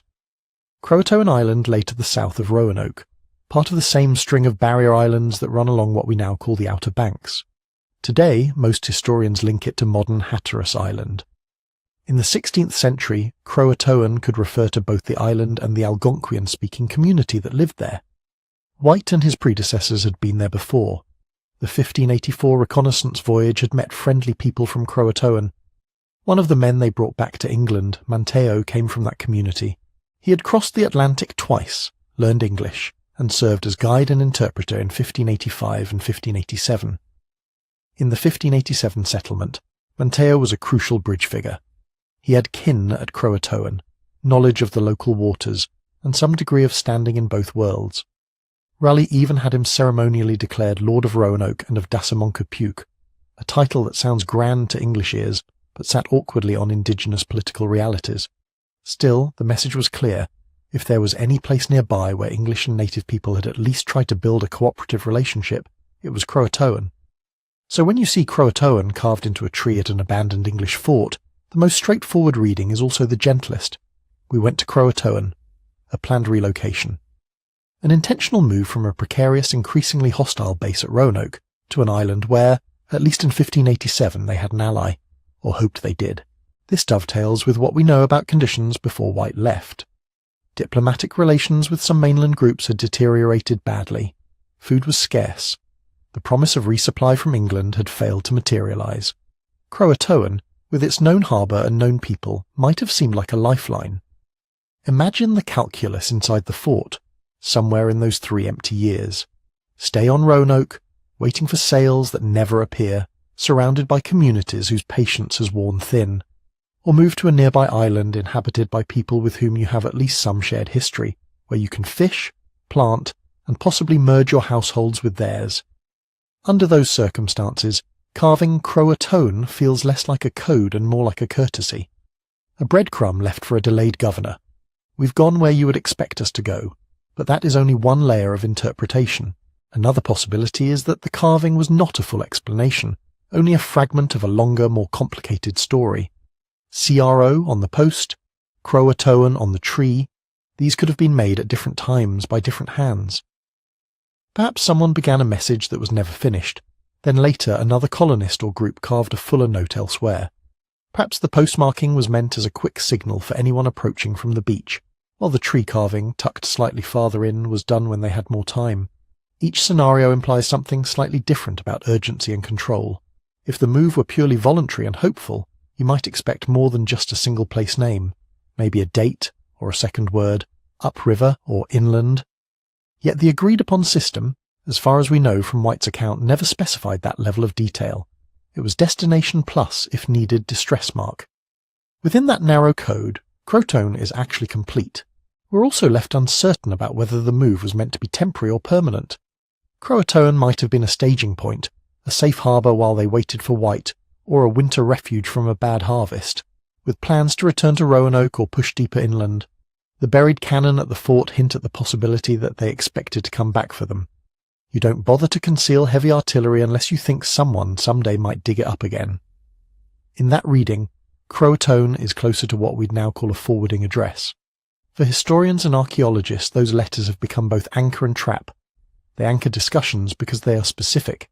There is a known island, a known community, a set of earlier interactions documented in English sources. You can point on a map and say, here is the place the word indicates. They are a trap because later generations have often treated them as more precise than they really are. Some 19th and early 20th century retellings inflate the story. They add details that don't appear in the earliest accounts. Crosses that flash and disappear, multiple trees carved with phrases, sinister overtones layered onto a word that, at the time, simply named neighbours and geography. Even the spelling wanders in the record. Croatoan, Croatan, variations in vowels and consonants reflecting the uneven way English writers tried to capture Algonquian sounds on paper. Over time, those small orthographic shifts help detach the word from its original context in readers' minds, turning it from a specific locale into a more ghostly floating symbol. Modern popular culture has pushed that drift even further. Croatoan shows up in fiction, in television, carved into props and whispered like a curse. The carved word becomes less a clue and more a charm, an incantation for disappearance. Yet at its core, in 1590, it seems to have been nothing more and nothing less than an attempt at communication. A group of people, cut off from their promised lifeline, made a decision. They left a sign in the simplest medium available, using the simplest code they had agreed upon. They carved the name of a nearby island where they hoped to find food, allies, or at least a more defensible home. No cross, no explicit cry for help, just a place name, rooted in a local community they had known through one of their own translators. It may have been an act of hope, it may have been a record made under quiet desperation, it may have been both at once. What we can say is that this single word has carried far more weight in the centuries since than its carvers could have imagined. It has become the hinge on which the entire Roanoke story turns, and it leads, almost inevitably, to the next question. If Croatoan was a destination, what happened when the colonists reached it? To follow that trail, we have to leave the empty fort behind and look toward the island and people whose name ended up etched into English memory, one careful letter at a time. If you follow the direction of that carved word, your mind drifts south, down the line of low islands and shifting shoals to where Croatoan lay. Not as a ghost story, as a real place where real people were already living, growing crops, fishing the sounds, watching the seasons turn. Start with the simplest scenario. The colonists, running low on food and allies on Roanoke, decide not to wait any longer for sails on the horizon. They choose instead to move to Croatoan, to people they know by name and face. They would not have arrived as blank strangers. Manteo's ties mattered here. He was not an abstract go-between, but someone with kin at Croatoan, people who had seen him leave with the English and return with them. He had walked both shores of the Atlantic. He spoke enough English to interpret, enough of his own language to explain English intentions and fears. For a desperate group on Roanoke, that kind of bridge could look like salvation. Picture the decision. A meeting inside the palisade, voices low, some urging patience, others pointing out that patience doesn't fill empty bellies. The known safe harbour is not back in England anymore. It's a day's sail away, on an island where they had once been welcomed, where there were fish in the sounds, crops in the ground, and at least the memory of goodwill. Under those conditions, going to Croatoan is not vanishing. It is choosing the most rational survival strategy available. If that happened, what would it actually look like on the ground? Probably not 100 English people marching in a block, planting a second little fort and insisting on English rules. Reality tends to be more complicated, more gradual. Think in terms of households, not headlines. A few families go first, perhaps by boat, those with small children, those closest to Manteo. They arrive at Croatoan and ask, through him, for food, for a place to stay until the next harvest, for space to plant their own small fields nearby. If relations are still friendly, some kind of accommodation is reached. Tents or simple shelters go up at the edge of the existing village. English tools appear beside Algonquian baskets. A week later, more colonists arrive. The separation between English and Croatoan spaces blurs. This is where assimilation stops being a single decision and becomes a process. You can imagine the first nights. English voices clustered together at the fringe of the settlement, praying in a language no one else understands, the smell of familiar pottage mixing with the smoke from Croatoan cooking fires. Children staring at one another across an invisible line of habit and fear, curiosity winning out just a little more each day. Language would have been the first barrier and the first bridge. Algonquian on this coast was not one uniform tongue, but a family of related dialects. The Roanoke colonists had already picked up bits, names for fish, for local plants, for directions along the waterways. Croatoan speech would have been close enough that some words rang familiar. Manteo and perhaps a handful of bilingual intermediaries would carry most of the burden at first, explaining, translating, smoothing over misunderstandings. But children are natural linguists. Within a few seasons, the youngest generation, born or growing up in mixed households, could easily have moved between languages without thinking about it. This is what cultural exchange actually looks like over time. Not formal treaties, but shared words, borrowed recipes, exchanged techniques. English iron axes might have become prized tools in Croatoan hands, reshaping wood faster than stone blades. In return, English farmers would have had to learn how to grow and protect maize, beans, and squash in sandy soils, how to time planting by local seasons rather than English calendars, how to read the sky and the water for storms that behave differently than those of the Channel. They would also have learned social rules. Who could fish where? Which plants were sacred or taboo? How food was stored and distributed when winter came. Violating those norms could mean friction, even violence. Respecting them could mean inclusion. Intermarriage lies at the heart of most serious assimilation, not as a romantic flourish, but as an enduring way that groups bind themselves to one another. By 1590, it is entirely plausible that some English women had married Croatoan men, or the reverse, that partnerships had formed out of proximity, necessity, and simple human attachment. Widows and widowers on both sides trying to protect children in a precarious world may have seen such unions as practical and protective. Once that happens, the idea of going back to being purely English begins to dissolve. Children of these unions would have grown up navigating overlapping identities, English names perhaps, or a few English prayers, alongside Algonquian kinship ties, ritual obligations and daily habits. They might have worn English cloth with shell ornaments, eaten bread when wheat was available and maize when it wasn't, listened to tales of London as distant and unreal as myths. This picture, messy, mixed, quietly persistent, is what many historians mean by the Croatoan hypothesis. Not an entire colony swallowed by some supernatural unknown, but a group of Europeans gradually absorbed into an existing indigenous community through dependence, cooperation and family life. Later, English accounts begin to gesture in fragmentary ways towards something like this.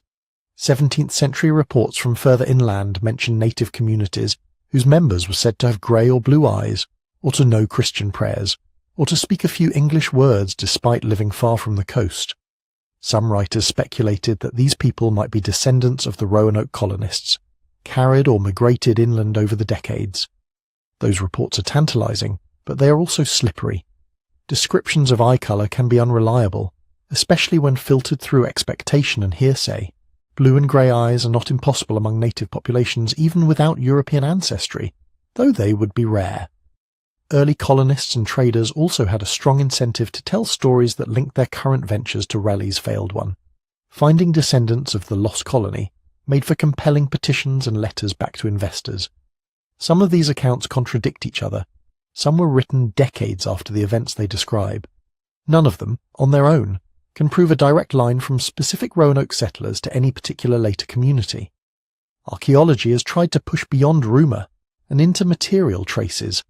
On Hatteras Island, widely thought to be the old Croatoan, excavations have turned up intriguing finds. European objects, bits of metal, a gun lock, copper, fragments of ceramics, mixed into layers dated to the early 17th century and associated with native occupation. At first glance, those objects seem like perfect smoking guns, English goods at Croatoan around the right time. What else could they be but the possessions of Roanoke survivors? But evidence has to be handled with care. By the early 1600s, European trade goods were circulating widely along the coast. Items could travel far from their original owners through gift exchange, barter, or spoils of conflict. A single piece of English iron found in a Croatoan context could have been traded 10 times before it was buried. Stratigraphy, the layering of soil and material, can blur over centuries, especially in sandy, storm-prone landscapes like the Outer Banks. A 17th century object might end up near 16th century remains without being directly connected to them. What we can say is that European and native material cultures were interacting on Croatoan Island and nearby long after 1587. The patterns and quantities of finds suggest sustained contact, not a single fleeting raid or shipwreck. Whether that contact included a core group of surviving colonists living out their lives as part of Croatoan households remains an open question. Genetic studies, which sometimes offer answers in other historical mysteries, are not straightforward here either.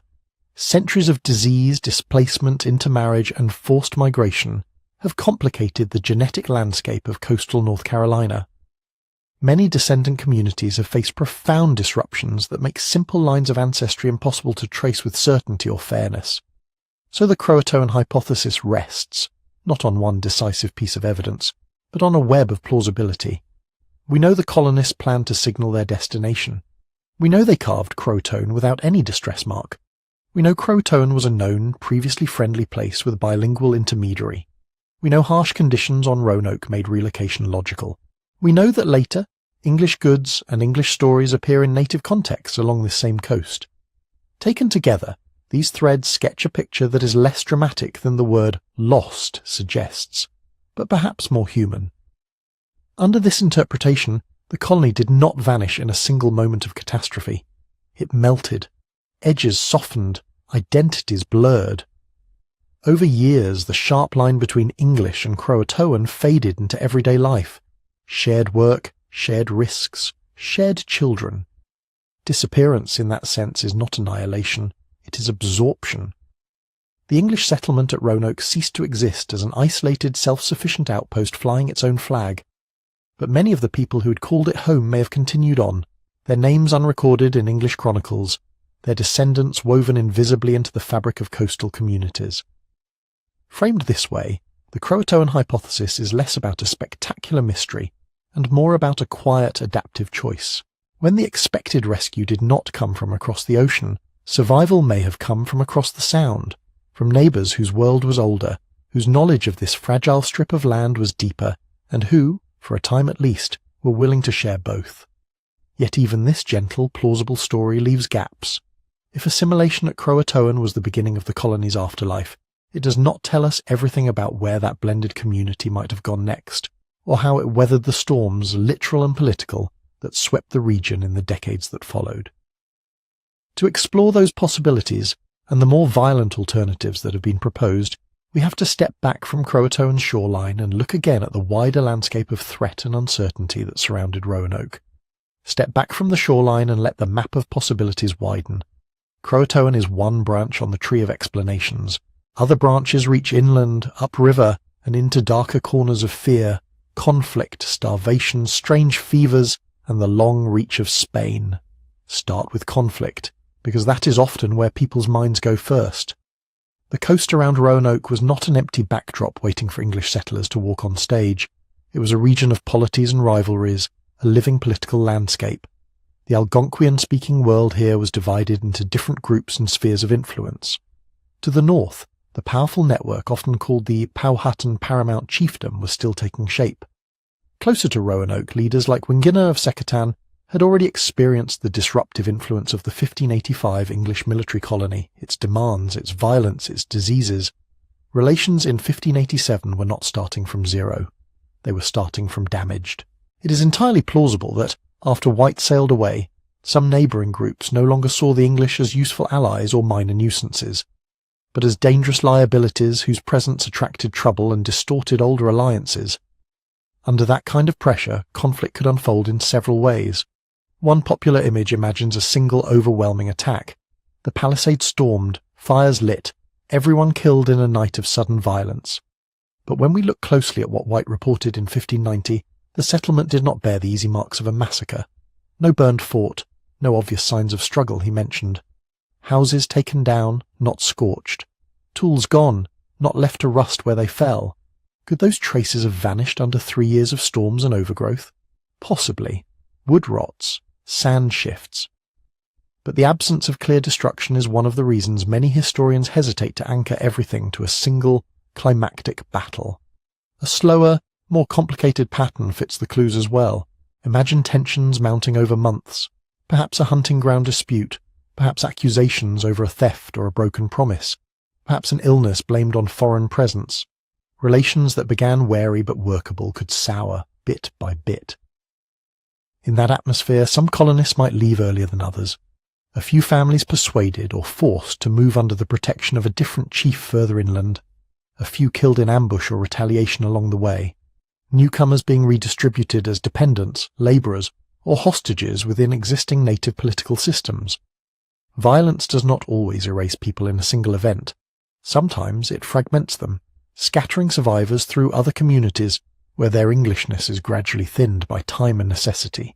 If groups were taken in this way, through conflict and subsequent absorption, the outward result could strangely resemble the Croatoan scenario. English individuals living within native towns, married into local families, their traces muted in the written record. The difference lies in tone rather than in outcome.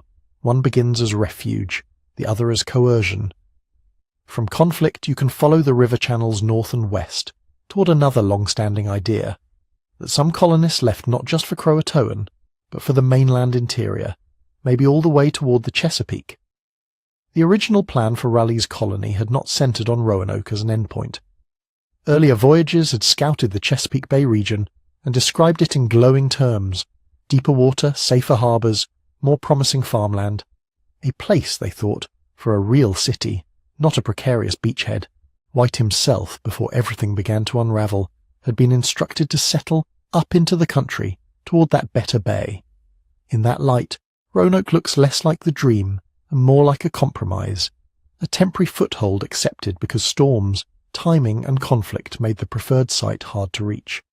If the colony on Roanoke realized no help was coming soon, reviving that original plan would make sense. Move inland, away from the exposed sandbars and the Spanish cruising lanes. Seek a river mouth or sheltered inlet flowing toward the Chesapeake. Try to reach the kind of country Raleigh's earlier scouts had praised, where permanent fields and a defensible town might be carved out. That kind of migration would not be simple. You don't march 100 people through unfamiliar forest without guidance. They would have needed native pilots, canoes, knowledge of portages between waterways. Each stop along the way would involve negotiation or trespass, hospitality or hostility. It is possible to imagine a chain, Roanoke to Croatoan as temporary refuge, Croatoan to mainland villages to more distant chiefdoms, always with an eye, among some of the English at least, toward that half-mythic destination on the Chesapeake they had heard described but never seen. Later English visitors did report hearing of or searching for such a transplanted group, stories of survivors living upriver or of a settlement planned for the Chonoke region. None of those threads tighten into a knot of proof, but they sketch a path along which a portion of the colonists could have moved gradually inland, leaving Roanoke and even Croatoan behind. If so, the carved word Croatoan might record only the first step in a longer, more meandering journey, a waypoint, not a final address. Beneath all these movement theories, toward allies, toward rivers, toward imagined safer lands, there is a quieter force pressing on the story. The simple, relentless pressure of disease, famine, and environmental stress. Roanoke and the Barrier Islands are in many ways marginal environments. Sandy soils leach nutrients. Fresh water can be fickle. Storms batter the coast, salting fields and reshaping shorelines overnight. For newcomers who planted European crops on a timetable suited to English seasons, the margin for error was thin. A single failed harvest could grow into a winter of empty barrels.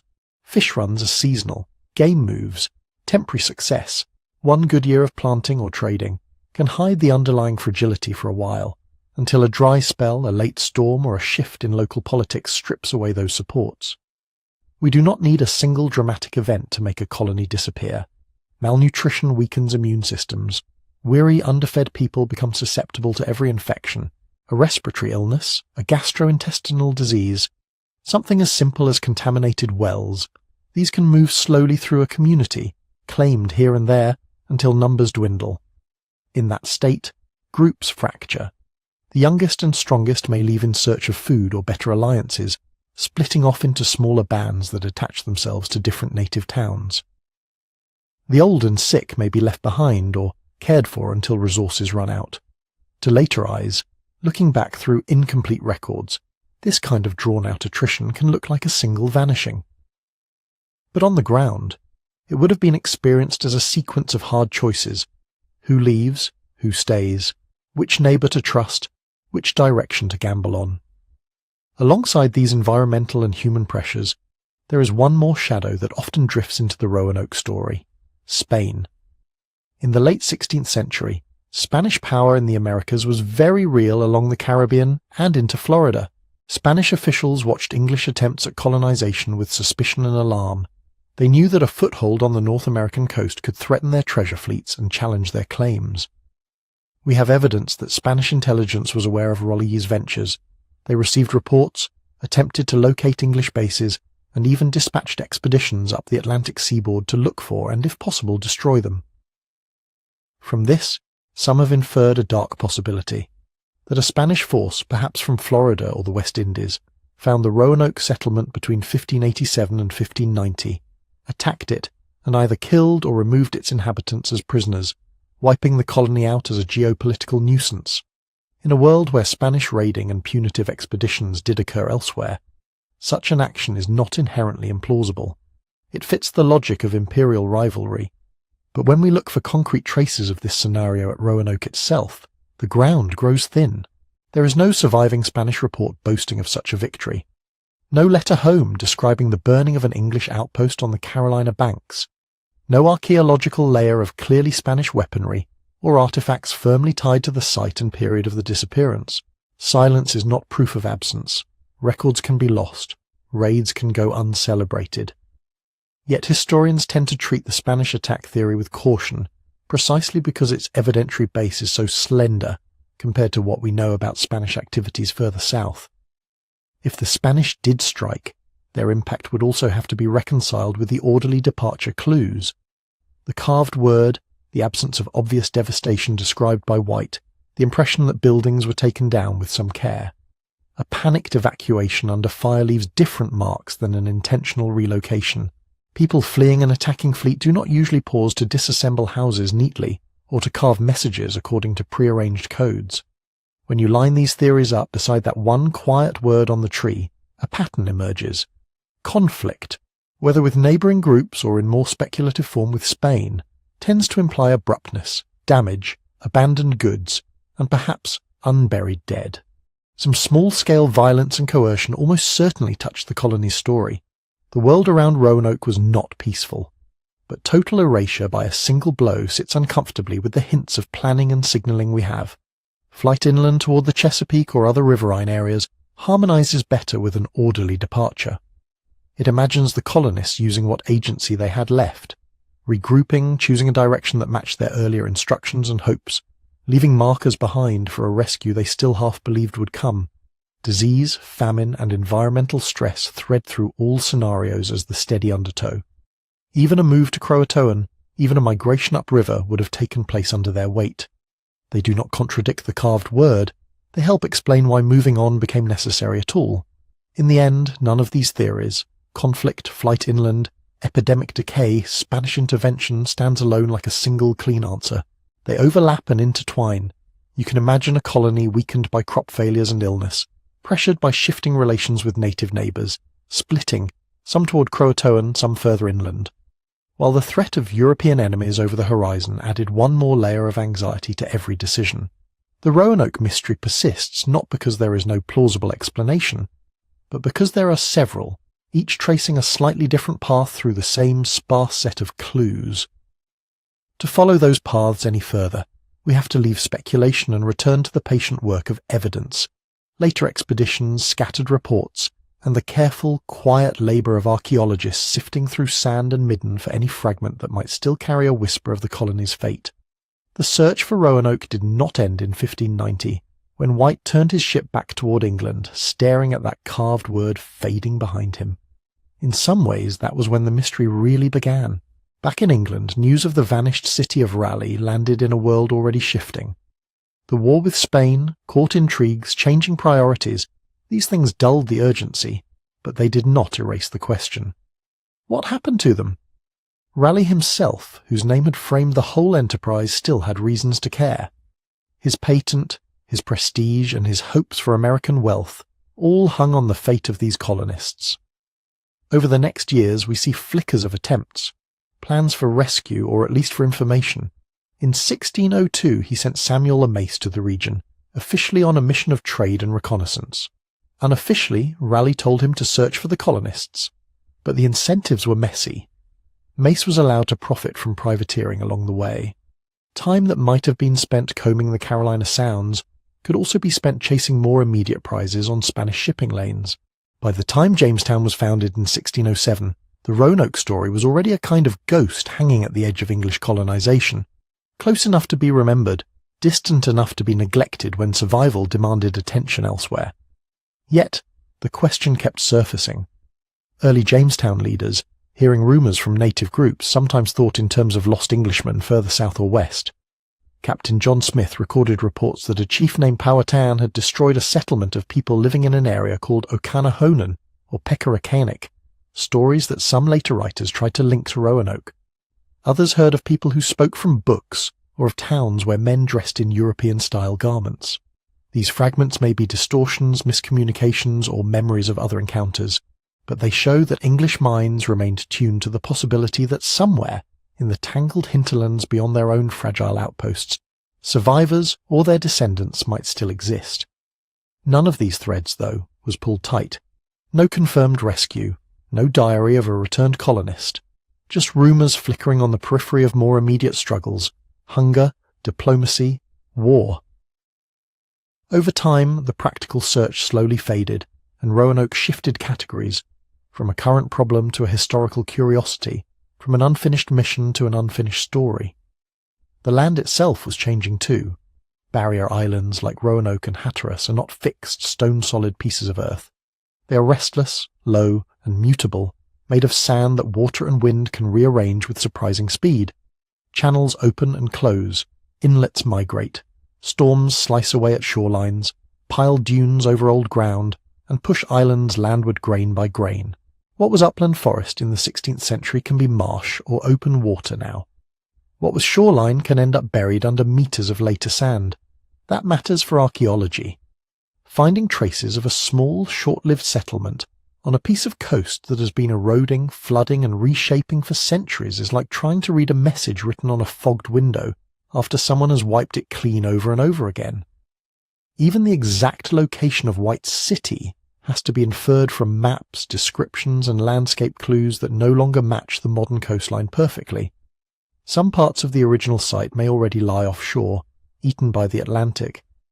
Others may be buried under later dune fields or altered by 18th and 19th century activity. Despite these obstacles, archaeologists have tried. On Roanoke Island, excavations have uncovered post holes, pits, ceramics, and metal artifacts that align with late 16th century English presence, traces of the 1585 military colony, and perhaps overlapping with the 1587 group. On Hatteras Island, traditionally associated with Croatoan, digs have found European objects mixed into native contexts. Copper ornaments reworked from European metal, parts of gun hardware, glass beads. Some of these finds appear to date close to the Roanoke period, suggesting contact and exchange. But this coast saw multiple waves of European ships over the decades, Spanish, English, later traders and fishermen, so any given artifact must be placed carefully in time. A single buckle or fragment of pottery cannot by itself declare, "This belonged to one of the lost colonists." Inland, at places like the so-called Citex near the Chowan River, archaeologists have uncovered clusters of English-made objects at native settlements that were occupied around the Wright era. A silver seal matrix, fragments of early English ceramics, items that might have arrived through trade, might have moved as heirlooms, or might have been carried by displaced colonists. Each discovery is tantalizing, but none is definitive. There is no skeleton with a clearly European isotopic signature securely dated to the immediate years after 1587. No carefully inscribed notes sealed in a bottle beneath a hearthstone, just scattered objects whose paths from hand to hand are no longer fully traceable. The geography conspires with a fragmentary record to keep the story just out of reach. Eroding coasts remove layers, shifting sands bury others, later settlements disturb earlier ones. Time edits the archive. In that edited space, imagination steps in. By the 19th and 20th centuries, Roanoke had become more than a puzzle for scholars. It had turned into a symbol. Novelists, playwrights, and local historians began to fill the gaps with narrative. Some cast the colonists as tragic martyrs, noble English souls swallowed by wilderness and treachery. Others romanticized the Croatoan connection, weaving tales of fair-haired children in native villages, living proof of a blended fate. Still others leaned into the eeriness of the carved word, treating it almost like an incantation, a haunting refrain. The real Roanoke, muddy, mosquito-ridden, politically entangled, blurred into a more abstract idea, the edge of the known world where familiar rules fail and certainty dissolves. For an expanding English and later American nation, this story could be read in several ways. As a cautionary tale about overreach and poor planning, as a foundation myth of perseverance, Jamestown and later colonies succeeding where Roanoke vanished, the line between failure and eventual empire drawn along that sandy shore, as a quiet reminder that even powerful empires can misplace people and never fully account for them. Over time, the word Croatoan itself took on a life beyond its historical roots. It appears in poems, horror stories, even modern television, often stripped of its original context as the name of a real island and a real indigenous community. It becomes instead a shorthand for disappearance, for the uncanny moment when a human presence is replaced by a single, unexplained trace. This is how myths form, not from lies alone, but from partial records and human longing layered together. We have White's drawings and maps. We have his brief descriptions of what he saw and what he hoped. We have Spanish intelligence reports glimpsing English movements through a hostile lens. We have native oral traditions, altered and reinterpreted across generations. We have the physical landscape, reshaped yet still whispering through artifacts and stratified soil. Around these fragments, centuries of storytellers have built frameworks that match their own fears and desires. In some eras, people emphasized the savagery of the unknown, imagining the colonists overwhelmed by hostile nature or hostile neighbors. In others, they leaned into the possibility of cooperation and blending, seeing Roanoke as an early experiment in cultural fusion rather than a simple failure. Today, the mystery persists in part because it speaks to something deep in us. We live in a world laced with surveillance, records, and data, where disappearance on that scale feels almost impossible. Roanoke reminds us that there was a time, not so long ago in the span of human history, when 100 people could step over the horizon and simply never come back into view. That distance between then and now makes the story feel dreamlike. A community appears in the document, speaks for a few pages, and then the ink runs out. The last word we see is Croatoan, carved in rough capitals, and then the text tears away. Standing at the end of that torn page, it is tempting to choose a single answer. To say with certainty, they went to Croatoan and lived there. Or, they marched inland and faded into later conflicts. Or, they died by hunger and disease, their bones scattered and lost to the sea. But the evidence does not quite let us seal the book so neatly. Instead, it offers overlapping probabilities. A partial move to Croatoan, some families or individuals making their way upriver, a long, uneven struggle with illness, scarcity, and shifting politics, a coastline slowly erasing the footprints they left behind. Somewhere in that braid of possibilities lies the truth of what happened to the men, women, and children of Roanoke. We may never untangle it fully. The sea has claimed too much. The archives have thinned. The living memories have passed into story. Yet the search itself, the archaeology, the careful rereading of old maps, the listening to oral traditions with new